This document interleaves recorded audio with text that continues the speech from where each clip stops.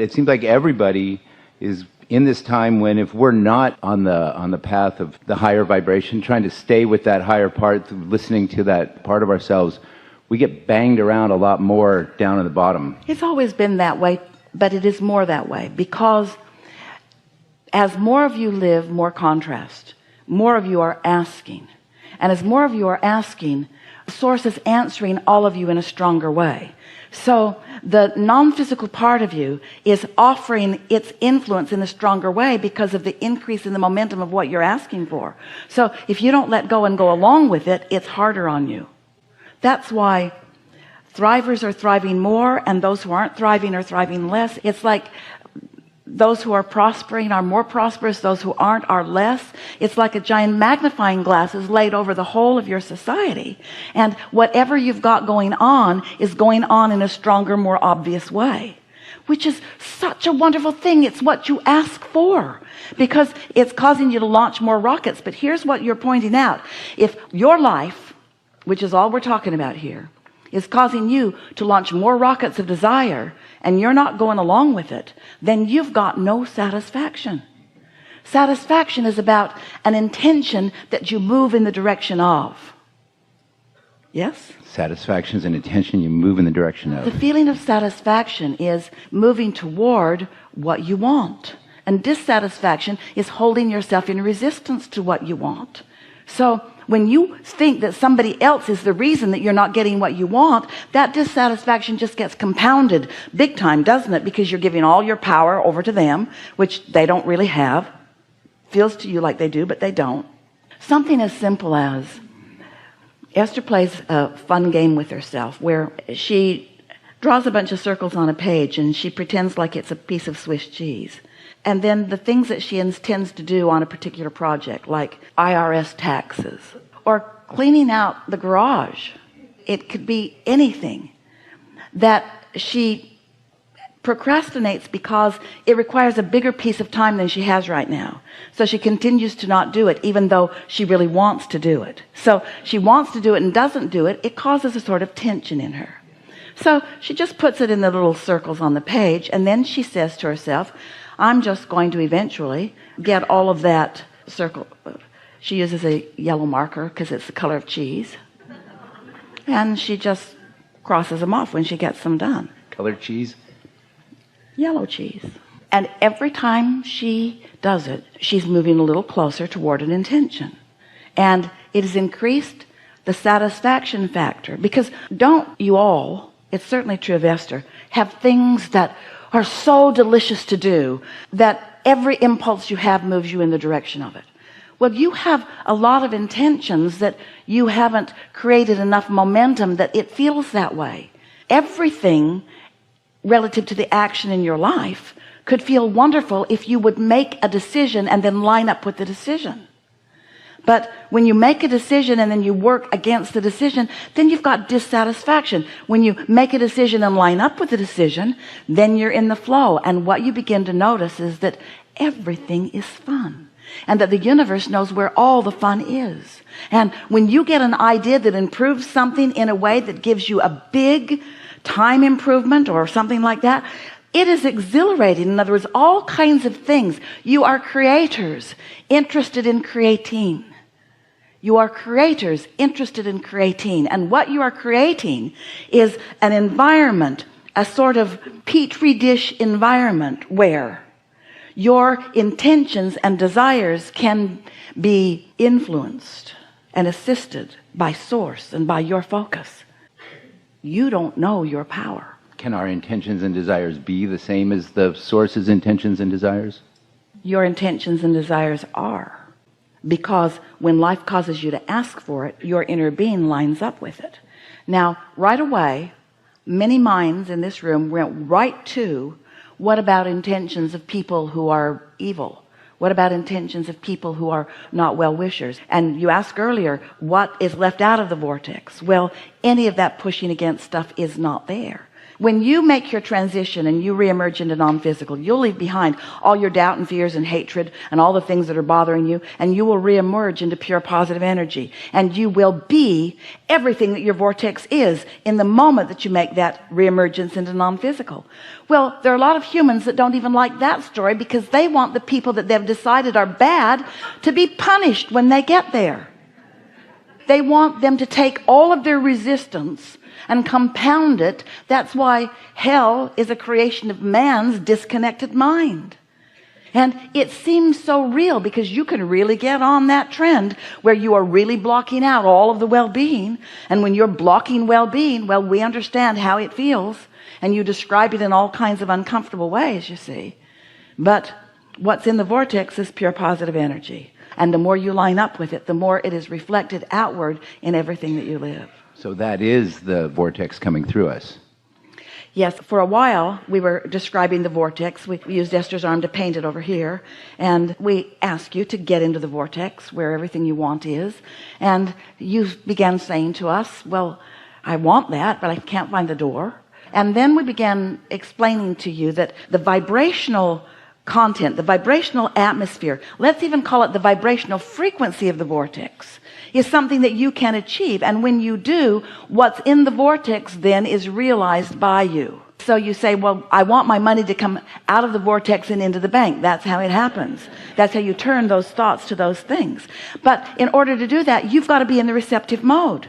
You've got to be in the receptive mode, which means you've got to be in a good mood. You've got to feel good. You've got to be flexible and free-willing and willing to follow an impulse, not rigid in your beliefs. No, I would never do that because I don't believe in that. You've got to be influenceable by what you consider to be good, by what you consider to be God force. You've got to be influenceable, which means you got to have a pure heart. Those were your words. And our words are, you got to have a happy heart. You got to be tuned in, tapped in, turned on. You got to be resistance free. And when you are, then the thoughts flow to you, and then the things you want come. Our most recent conversation about this, if you've been listening, you've probably heard it, but we like it so much. So Esther is in her Southern California home, and she meditates and all of the things that we're talking about. She's very consistent in that. And so one morning she came out of meditation completely in the receptive mode, and the impulse that came to her was to go to her remote that operates her televisions in the house and her sound systems and figure it out. She had not ever been able to figure it out, but she had that impulse, and the impulse was so strong and it felt like such a good idea that she sat down, and in what felt like a miraculous experience, she understood it. She understood it. It just made sense. And she laughed about how easy it really was. And so she's looking at the menu on the television, looking for some music that she wants to hear. And she's finding different music stations. And she discovered that she could play anything she wanted in any of the zones in the house. Inside the house, outside the house, in the courtyard, on the verandas, out in the gardens. In other words, there's speakers everywhere. And now Esther has control of what they do. And so she's moving through it and having a really good time. And then she found a station, rap. And she just felt this strong urge to just stay there. And even while she had the urge to stay there, she's thinking, how odd is this? And how fun is this? So she listened and listened and listened and listened and heard and began moving. She really liked it. She listened and listened and listened and listened. And then she turned it all off and went on with her day, left the house. The next day she got up, meditated as she always does. Coming out of meditation, she had this indescribable urge to move furniture around in her house, which is not logical because every piece has been placed so carefully.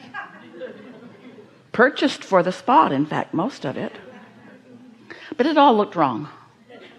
She thought, I need to move it all, but it's heavy. I need someone to help me.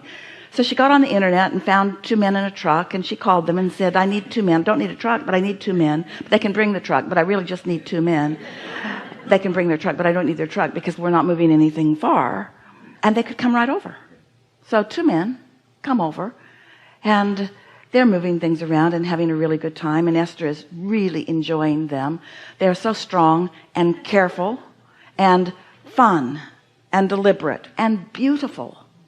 And so Esther's talking about what a beautiful day it is, and they are too. And then one of them says, I'm leaving, I'm going back to Alabama.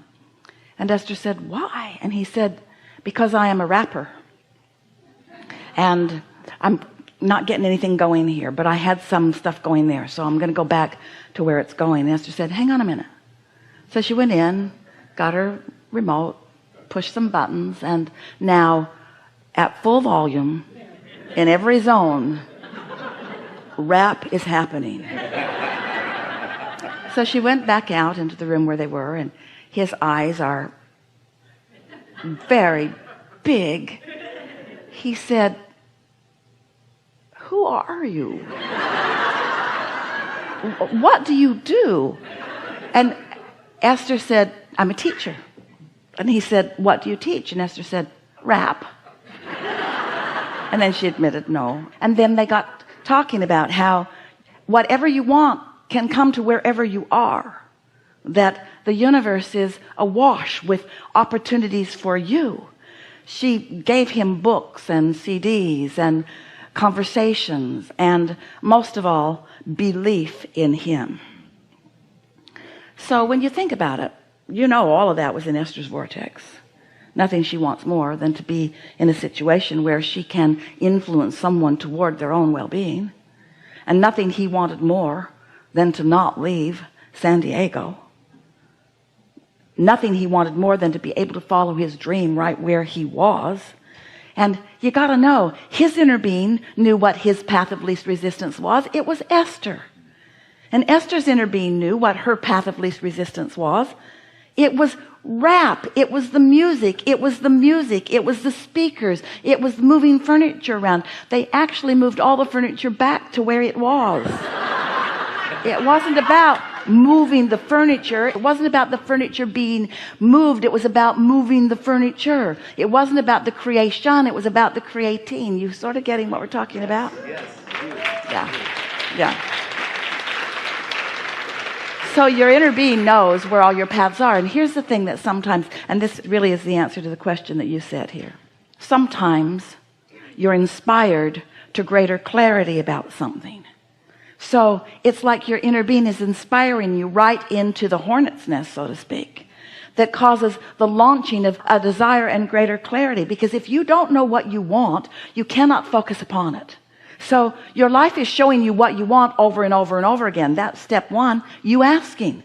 But step two is taken care of. That's the vortex. That's your inner being. That's law of attraction. Step two, ask and it is given. It's done vibrationally, but you got to do step three. You got to get somewhere in the vicinity of the receptive mode. And when you do, you'll start receiving. And that receiving, not just for the sake of getting from over here to over there, but for the fun of dancing from here to there, over and over and over again on lots of different subjects.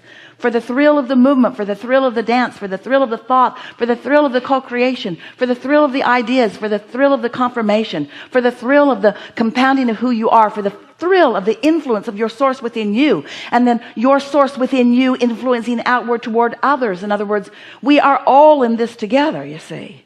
And everyone has come to have a really good time. Life is supposed to feel good to you. Yeah. Thank you. Yes, it is. Thank you.